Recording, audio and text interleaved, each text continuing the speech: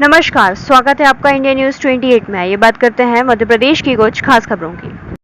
Sheopur police की लापरवाही का एक और मामला सामने आया। फरियादी मजबूर। मामला है श्योपुर जिले के आवदा थाने के ग्राम रजपुरा का फरियादी अजमेर सिंह धाकड़ को न्याय नहीं मिला। श्योपुर एसपी से लगाई न्याय की गुहार।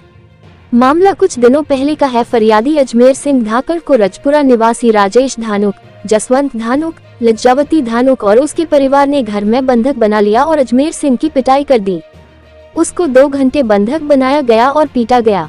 ग्रामीणों की सूचना पर पुलिस ने बंधक अजमेर को छुड़ाकर थाने लाई। तब जाके पुलिस ने राजेश धानुक के परिवार पर एफआईआर की और मेडिकल कराया।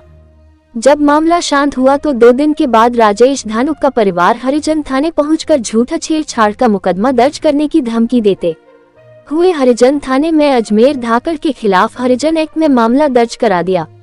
अब अजमेर सिंह एसपी श्योपुर एसडीओपी बड़ौदा से न्याय की भीख मांग रहा है, पर आश्वासन के अलावा फरियादी को कुछ नहीं मिल रहा है। फरियादी न्याय की भीख मांग रहा है।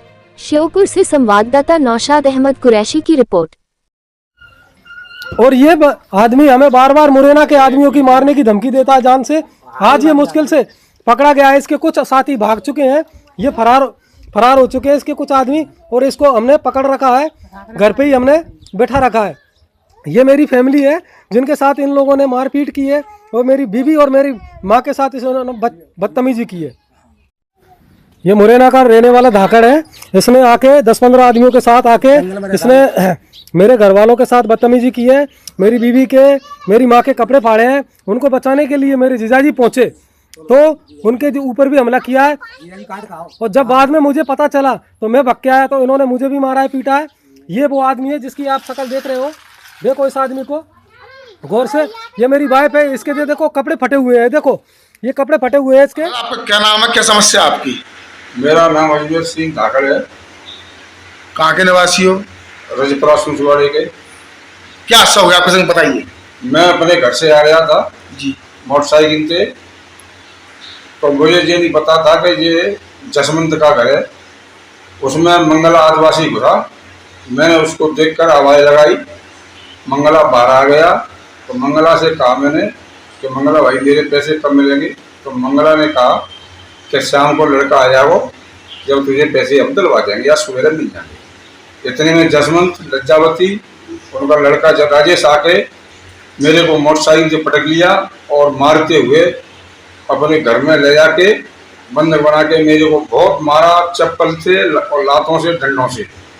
और डंडे, कुल्हाड़ी में डंडा था, उससे मेरी आँख फोड़ दी लज्जावती की बहू ने, और लज्जावती ने वो बिन में पकड़ लिया था 4-5 में। जसवंत ताबे मतलब 7-8 लोग थे जी। फिर उसके बाद में 1 घंटे बाद में किसी ने कहा मेरे बच्चे से तो भाई तेरा पापा कहाँ हैं?